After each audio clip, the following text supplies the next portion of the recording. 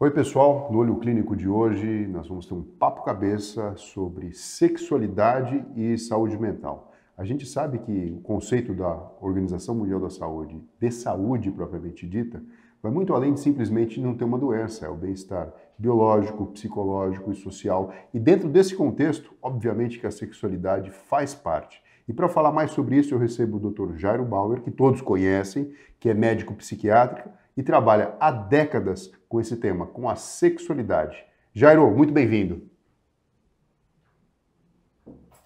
Clínico, conversando com você, com a tua audiência, né, sobre essas questões de sexualidade, saúde mental, enfim. A gente tem bastante papo. É isso aí, Jairo, vamos trabalhar, porque é o seguinte, grande parte das pessoas que me seguem aqui no YouTube e que assistem o Olho Clínico com frequência, todo domingo tem um episódio novo, são mulheres, das mais diversas faixas etárias, mas muitos homens também. E esse assunto é muito importante, porque eu falo muito de saúde mental, com essa visão da neurociência, e você é a pessoa perfeita para encaixar esse tema tão importante que é a sexualidade. A gente nasce sozinho, a gente morre sozinho, mas ninguém vive completamente sozinho. E os relacionamentos afetivos, eles vêm aqui para coroar, né, uma vida plena, uma vida com satisfação, com prazer, com emoção e com felicidade. Então, assim, existe uma ligação direta, né, da sexualidade com a saúde mental. Eu queria que você falasse um pouco sobre isso. Você acredita que isso é extremamente ligado à saúde mental e à sexualidade? Fernando, eu acho que tem uma relação muito íntima, né, entre saúde mental e sexualidade, né, e eu acho que é uma rota de mão dupla, né. Quando a gente está bem do ponto de vista de saúde mental, né, a nossa sexualidade tende a fluir, a funcionar muito melhor, né, e vice-versa, né, quando a gente está bem também do ponto de vista de sexualidade, isso sem dúvida nenhuma impacta na nossa saúde mental. E o inverso é verdadeiro também, né? Quando a gente não está bem, né, do ponto de vista de saúde mental, a gente pode sentir esses impactos na nossa vida sexual e vice-versa, Fernando. Agora sim, a gente sabe, né, Jairo, que, por exemplo, a pessoa com um diagnóstico de depressão. Bom, todo mundo está seguindo aqui sabe que o Dr. Jairo é médico psiquiatra. Depressão não é ficar se sentindo triste, simplesmente. Tem todo um funcionamento diferente do cérebro por trás disso. Ansiedade também, enfim, outros diagnósticos de transtorno mental também. Mas a depressão especificamente. É normal a pessoa se desinteressar pelo sexo? E, enfim, e dá para reverter? Como é que funciona isso? Fernando, é normal, sim. Inclusive, é um dos sintomas que a gente procura quando a gente está investigando um quadro depressivo, né? Como você mesmo colocou, depressão é diferente de estar triste, né? Depressão, ela tem uma série de sintomas, é uma duração desses sintomas, né? Então, tristeza permanente, falta de vontade, de desejo de fazer as atividades que antes eram prazerosas, alteração de apetite, de sono, enfim, né? A gente tem uma série de sintomas que impactam demais, né, a nossa saúde, o nosso bem-estar psíquico, né? E a questão da diminuição de interesse no campo da sexualidade também aparece de uma maneira muito importante, né, na depressão. Então, como eu disse, é um dos sintomas que a gente procura, né? Quando a gente faz a anamnese, a investigação do paciente, a gente investiga como anda a vida sexual dele, né? E essa dificuldade na esfera sexual pode dar uma pista a mais, né, para esse nosso diagnóstico de depressão. E aí você pergunta assim, dá para melhorar isso quando a pessoa melhora da depressão? Dá sim, né? Então, assim, conforme o humor vai melhorando, né? O humor, entendendo o humor com esse pano de fundo, né? Essa vida emocional da gente, né? Conforme o humor vai melhorando, a libido, o desejo, a vida sexual também tendem a melhorar. Só lembrar, né, Fernando, que às vezes, no início do tratamento, né, a pessoa pode demorar um pouquinho, né, para retomar a sua sexualidade plena, enfim, o seu desejo pleno, né? E lembrar que alguns antidepressivos, para algumas pessoas, né, como outras medicações que atuam no sistema nervoso central, podem interferir também, né, no nosso desejo, na nossa sexualidade, tempo de orgasmo e por aí vai, né? Então, às vezes, é necessário um ajuste de dose, troca de medicamento, né? Isso tudo é muito importante que essa informação, esse assunto seja discutido com o médico e que o médico possa interferir, ajudar a pessoa a melhorar o mais rápido possível no quadro de depressão e também na esfera sexual. Interessante você estar falando, porque a gente percebe que existem camadas ou degraus, né? Primeiro, a serem vencidos. a gente não ter preconceito e reconhecer que existe a depressão, que é um transtorno e que toca em várias coisas aí da nossa qualidade de vida, né? Então, alteração do sono, alteração da alimentação, do desempenho, alteração na sexualidade, e que o próprio processo de tratamento, aí vem o segundo degrau, fiz o diagnóstico, estou ali dentro, eu vou tratar. O próprio tratamento, ele não vai reverter de cara esse problema, né? Como você está falando, dependendo do medicamento, geralmente terapia isso não vai acontecer, mas um remédio isso pode ter interferência. Pode não melhorar de cara isso, e na verdade pode até piorar por um determinado tempo, por isso que é tão importante ter um médico psiquiatra habilitado para, além de fazer o diagnóstico, medicar e gerenciar esse medicamento a médio, curto e até mesmo a longo prazo, né, Jair? Isso que você está falando, Fernando, é super importante, né? E eu acho que assim, a gente como médico, de uma maneira geral, a gente é treinado, um pouco treinado para falar de sexualidade com o paciente da gente, né? Então, assim, até uma autocrítica, né, ao nosso processo de formação, né, que a gente pudesse falar mais, discutir mais, entender mais a questão da sexualidade e falar mais de sexualidade na consulta de uma maneira mais natural. E o paciente, né, também, né, a gente conseguir quebrar esse tabu para poder falar de sexualidade, né, conseguir dividir com o médico as dificuldades, as experiências da gente, isso pode ajudar muito, né, no diagnóstico e no tratamento mesmo, né. Isso vale para a sexualidade, isso vale para a saúde mental, né, Fernando? A gente costuma dizer, né, machuquei o dedo, em 15 minutos estou no pronto-socorro para colocar uma tala, tomar remédio, fazer raio-x. Às vezes eu sofro anos, né, com uma depressão e resisto em procurar ajuda porque eu acho que eu tenho que estar sozinho, que eu tenho que resolver tudo sozinho, quando a gente sabe que não é assim, né? Então, muito importante esse toque que você deu aí, dessa quebra de tabu, de preconceito em relação à sexualidade e em relação à saúde mental também. Agora sim, Jairo, a sexualidade. Isso aqui é uma pergunta que, enfim, vale $1000, porque o pessoal adora fazer e sempre quer saber a resposta. A sexualidade, ela começa na cabeça ou ela começa com toque físico? O Fernando, eu sou meio suspeito, acho que você também, né? Mas eu costumo brincar que o nosso cérebro é o nosso grande órgão sexual, né? Eu acho que é ali que começa tudo, ali que a gente processa as informações, os estímulos, né? É óbvio que o toque é importante, óbvio que a intimidade é importante, é óbvio que as sensações físicas são importantes, né? E elas trazem camadas adicionais, né? Para essa sexual, mas para mim, se eu puder apontar o grande responsável, né, por essa orquestra da nossa vida sexual, é o nosso cérebro também, sem dúvida nenhuma, Fernando. Quer dizer, então começa aqui, né? Exatamente. E tem pessoas que têm a sexualidade mais aflorada do que outros? Existe essa diferença? É um traço? Assim como tem traço de personalidade, característica de comportamento? Como você que trabalha já há muito tempo com isso, faria aí sei lá, uma classificação, pelo menos para quem está assistindo a gente aqui entender, pô, eu sou normal, ou não, estou fora da curva, tenho que me preocupar. Fernando, tem sim gradações, variações, né, como qualquer característica física ou comportamental da gente, né? Então, tem gente que é mais ligada na questão da sexualidade, tem gente que é menos ligada. A gente mesmo, né, se você considerar o indivíduo, ele pode variar ao longo da vida dele, né, essa intensidade de experiências, de vivências, de desejos de sexualidade. Então, em algumas fases, esse desejo pode estar muito mais evidente, muito mais aflorado, em outras fases pode estar menos evidente, menos aflorado. E essa é uma das grandes questões da vida do casal, né? Porque às vezes você tem duas pessoas que têm interesses, desejos, motivações diferentes nas suas diversas fases da vida, né? Então, o relacionamento a dois tem muito isso, né? Essa orquestração de interesses e desejos. Mas sim, né, respondendo a tua pergunta, as pessoas tem pessoas que são mais ligadas, tem pessoas que são menos ligadas, e aí você pode ter marcadores ou aspectos biológicos, marcadores e aspectos psicológicos, sociais.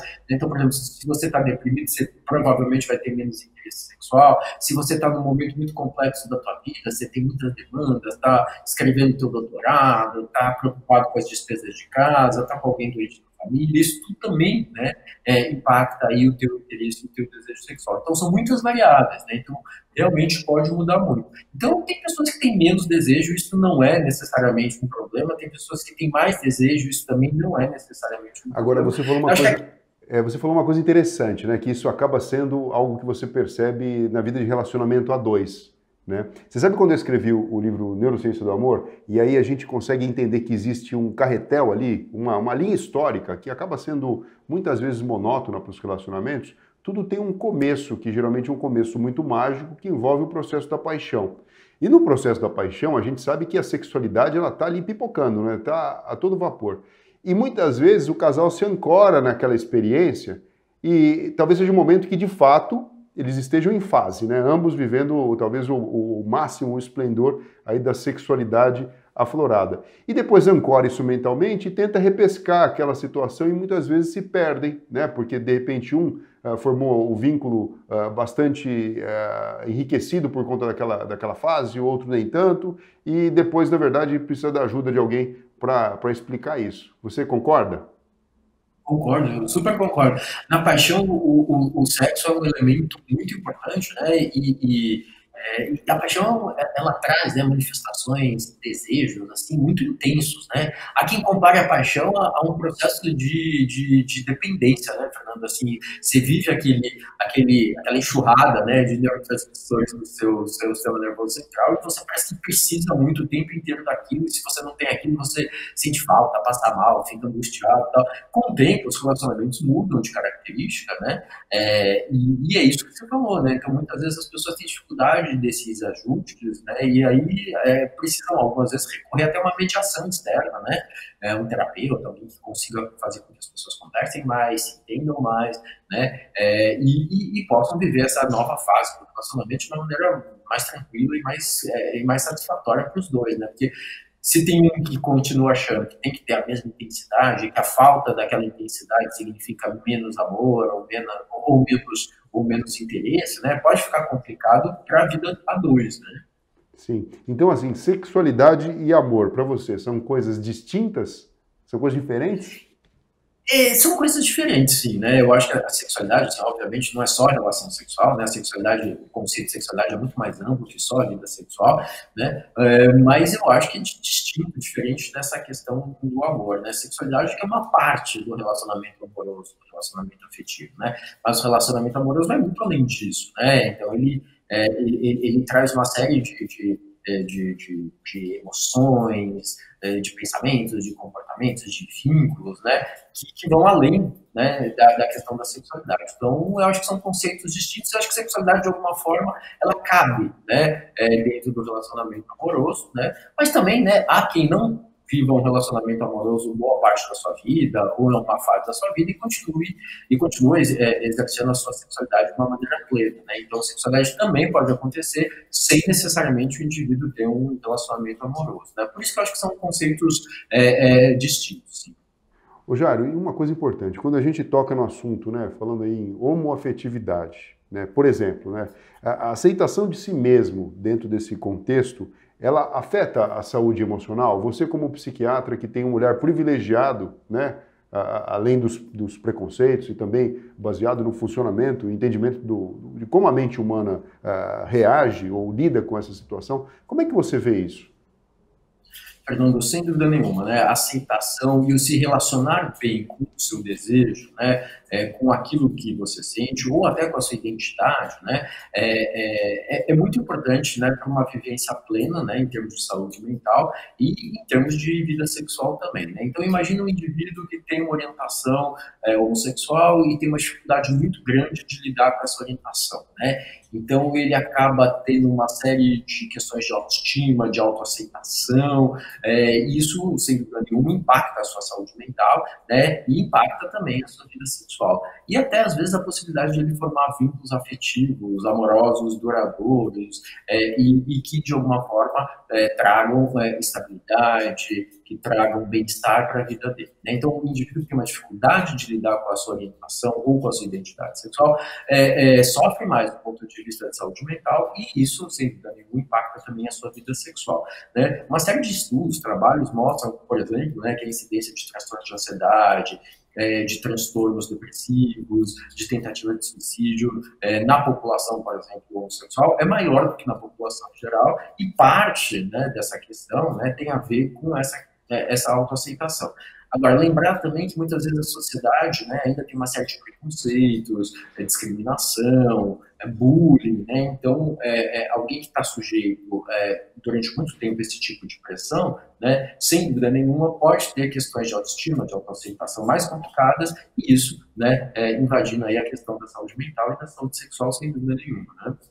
Pô, Jair, obrigado por explicar tão bem, de uma forma tão clara, esse assunto que às vezes ele representa um tabu, né? O que é difícil de todo mundo entender. E me fala uma coisa, uma vida sexual saudável, tá? Você acha que isso pode ser a salvação para a gente não adoecer, não ficar doente do ponto de vista psíquico? Fernando, essa pergunta é muito boa, né? E eu acho que, de novo, assim, vale aquela via de mão dupla que a gente falou no começo do programa, né? Uma vida sexual saudável, sem dúvida nenhuma, né? Impacta a nossa saúde geral e a nossa saúde mental também, né? E a recíproca também é verdadeira, né? A nossa saúde geral, o nosso bem-estar psíquico também, né? Influencia a nossa vida sexual. Eu tento enxergar a sexualidade como um dos aspectos, né, da nossa saúde, né? A gente tem saúde física, a gente tem saúde mental, com todos esses eixos que você comentou, né, eixos de questões biológicas, de questões comportamentais, de questões emocionais, né, então, sem dúvida nenhuma, uma vida sexual saudável faz bem para a gente, né, e a gente estar bem também, né, interfere numa vida sexual ou impacta positivamente numa vida sexual muito mais saudável, né. Ô Jair, para a gente terminar, eu queria fazer uma pergunta para você. Uma pergunta fora do script, tá? Bem bacana. Tem muitas pessoas que acreditam que a atividade sexual é troca de energia, tá? Então, quando a gente fala de uma vida sexual saudável, a gente está falando desde do autotoque, podemos falar da masturbação, da forma que você se encara, das expectativas, mas também do relacionamento a dois, independente da forma, da maneira que venha a acontecer. E quem tem uma visão mais esotérica fala, olha, você tem que ficar atento com quem você se relaciona, porque existe uma troca de energia muito grande. Isso eu não estou falando de medicina tradicional, estou falando nessa forma maior. Do ponto de vista psíquico, você acredita que a troca que acontece, por exemplo, durante um ato sexual, ela é tão intensa que, de fato, a gente deve ser extremamente responsável em escolher os parceiros que a gente vem a ter na vida? Fernando, eu acho que faz sentido, sem dúvida nenhuma, essa questão de troca de energia, ou de como as emoções, a energia, o que está na outra pessoa, o que está com a outra pessoa, de alguma forma vai te fazer bem ou vai te fazer mal, né? Isso acontece, eu acho que não só na vida sexual, né, mas nos próprios relacionamentos da gente, né? Quando a gente está perto de alguém que passa para a gente uma sensação ruim, uma energia ruim, uma dificuldade de entendimento, de contato, né? Se a gente insiste em ficar próximo dessa pessoa, a gente pode também não ficar tão bem, né? E ao passo que, né, se a gente está próximo, perto de alguém com quem a gente tem uma troca de energia bacana, uma troca de emoções bacanas, eu acho que isso acaba também impactando positivamente a nossa energia, a nossa sensação de bem-estar. Então, eu acredito sim, né, que as escolhas e a proximidade que a gente tem das pessoas, dos amigos, dos relacionamentos e também, né, na esfera sexual, eu acho que tem um impacto sim na vida da gente, na energia da gente. Isso aí, Jairo, eu estava com saudade de você, muito bom te escutar, aprendi bastante aqui, tenho certeza que as pessoas também. E olha só, vamos compartilhar, vamos passar esse vídeo para frente. Se você tiver dúvida, escreva aqui embaixo, que eu e o Jauer, a gente vai estar olhando aqui o que vocês querem saber mais, né? Vamos levar a informação para o povo, porque isso é extremamente importante, né? É isso aí, Fernando. Muito legal, sempre bom conversar com você. Eu acho que você traduz essas questões de saúde, de comportamento, de uma maneira muito clara, né? Então, é sempre bom conversar com você, trocar com você. E espero que logo, logo a gente consiga se encontrar ao vivo e a cores. É isso aí, meu amigo. Muito obrigado, viu? Valeu, Fernando. Um abração para todo mundo que está assistindo a gente. E é isso aí. Valeu. Até a próxima. É isso aí. Até a próxima.